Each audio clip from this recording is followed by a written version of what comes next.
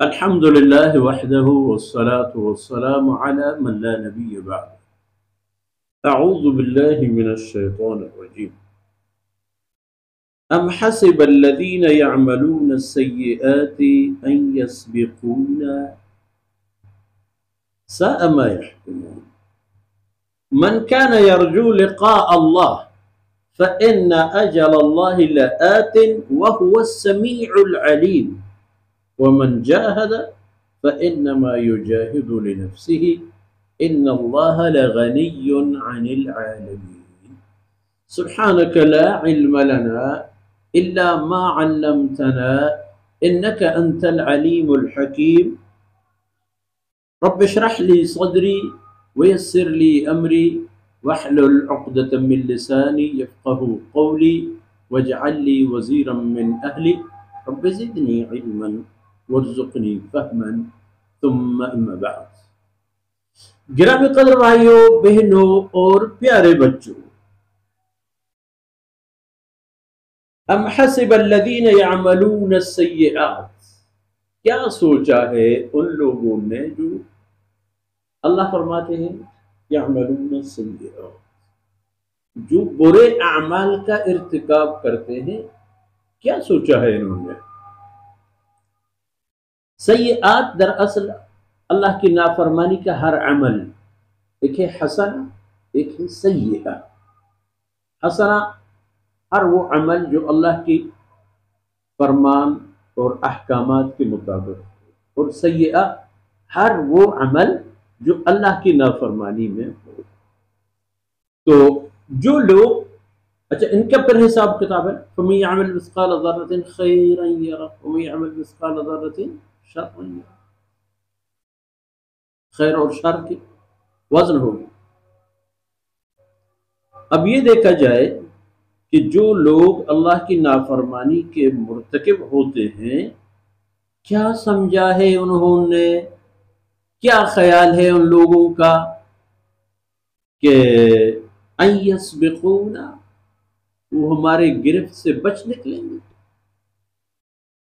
یہی سوچا ہوگا انہوں نے. کیا بابر بعیش خوش زمانہ دروز نہیں، اس طرح کی کوئی شعر ہے بابر کے نام. 2 دن کی زندگی ہے، عیش و عشرت کی کوشش کرو، 2 دن کا انجوائے کرو. اب عیش و عشرت کا ایک پیمانہ ہوتا ہے. ایک عیش و عشرت اللہ کی بندگی میں بیچتی ہے اور ایک اس کی نافرمانی میں کی جاتی ہے، جو دراصل عیش و عشرت نہیں، ایک تباہی ہے. ان یسبقونا، کیا سوچا انہوں نے کہ وہ ہم سے بچ نکلیں گے؟ ہمارے عذاب کے آنے سے پہلے وہ میدان خالی کر کے سلامت اور تندرستی کی حالت میں نکلیں گے. ساء ما یحکمون، بہت غلط فیصلہ ہے جو انہوں نے کیا ہے.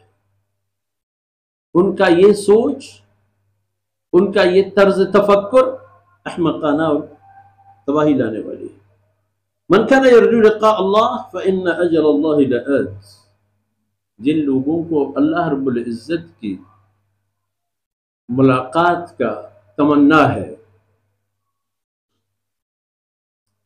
یعنی اللہ رب العزت کی رحمتوں سے مستفید ہونے کی آرزو ہے، ایمان والے لوگ ہیں، مقصد یہی ہے کہ اہل ایمان ہیں.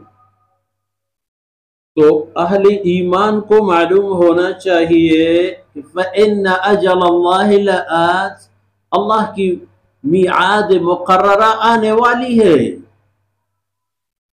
اس کے لیے کوئی شک و شبہ نہیں ہونی چاہیے. اور وَهُوَ السَّمِيعُ الْعَلِيمُ، وہ تو ہے کہ اجل اللہ لآت، لیکن اس سے متعلق لوگوں کی آراء اور خیالات اور تیاری کیسی ہے؟ اللہ رب العزت فرماتے ہیں کہ سب کچھ اللہ رب العزت سنتا ہے، اس کے سماعت سے کوئی چیز خارج نہیں ہے. سب باتیں، سب نقل و حرکات، جن میں جس طرح کی بھی قابل شنید چیز ہو، وہ السمیع، اللہ رب العزت اس کو سنتا ہے اور وہ بھرپور انداز میں، کوئی اس کا حصہ نہیں چھپ جائے گا، نہیں ڈھک جائے گا، سب کے سب اللہ رب العزت کی سماعت میں آ جائیں گے۔ اور دوسری بات العلیم، اللہ رب العزت کی ذات تو ویسے بھی ہر چیز کے بارے میں مکمل علم رکھتا ہے۔ اور دنیا دار العمل ہے، محنت کی جگہ ہے، من جاہد فانما یجاہد لنفسہ، یہاں جو کچھ محنت ہو جاتی ہے، کوشش ہو جاتی ہے، اور کوشش آپ کی تعلیم حاصل کرنے سے لے کر میدان میں جا کر اللہ کے دشمنوں سے لڑنے تک، ان کو اللہ کی طرف آرام سے بلانے سے لے کر ان کے خلاف طاقت استعمال کرنے تک، یہ سب جہاد میں شامل ہے۔ چونکہ ہر عمل اسلام کی تعلیمات پہ لانے کے لیے جو ابتدا میں بسم اللہ الرحمن الرحیم سے شروع ہو جاتا ہے اور الف با تا فا سے چلتے چلتے آخر اس کی نوبت ٹینک اور طیارہ اور ایٹم بم اور تلوار تک پہنچ جاتا ہے، لین ایک یہ سبب اللہ کے دین کی سربلندی ہو۔ تو جو کچھ یہ کچھ کر لیتا ہے، جو آدمی یہ سب کچھ کر لیتا ہے فانما یجاہد لنفسہ، اپنی ذات کے لیے کرتا ہے۔ ان اللہ لغنی عن العالمین، ویسے اللہ کے لیے اگر کرتا ہے تو چھوڑ دے، اللہ کو ان کی کوئی ضرورت نہیں ہے۔ اللہ کی ذات بے نیاز ہے پوری کائنات سے، پوری ہستی سے۔ اللہ کی ذات واحد ذات ہے کہ اس بھرپور کائنات میں جس میں انواع و اقسام کی مخلوقات ہیں، ہزاروں رنگ کے 18,000 مخلوقات کی بات تو اس زمانے میں ہوتی تھی جب یہ نئی ایجاداتیں نہیں تھیں، اب ہو سکتا ہے کہ ان میں بھی اضافہ ہو، کیونکہ اللہ رب العزت کا یہ بھی تو فرمان ہے کہ واللہ یخلق ما یشاء، جو کچھ چاہے پیدا فرمائے، وَيَخْلُقُ مَا لَا تَعْلَمُونَ، ایسی چیزیں پیدا فرماتا ہے جنہیں تم لوگ جانتے ہی نہیں۔ ان تمام کے حوالے پر یہ ہے کہ واللہ غنی عن العالمین، پوری دنیا کی ہر چیز سے اللہ بے حاجت، اور دنیا کی ہر چیز اپنے بقا کے لیے اللہ کا محتاج۔ تو پھر رستہ صاف کرو، رخ سیدھا کرو، معاملات ٹھیک کرو تاکہ منزل تک پہنچنا آسان ہو جائے۔ اللہ رب العزت کوتاہیوں سے درگزر فرمائے۔ وصلی اللہ علی نبینا محمد وعلی آلہ وصحبہ۔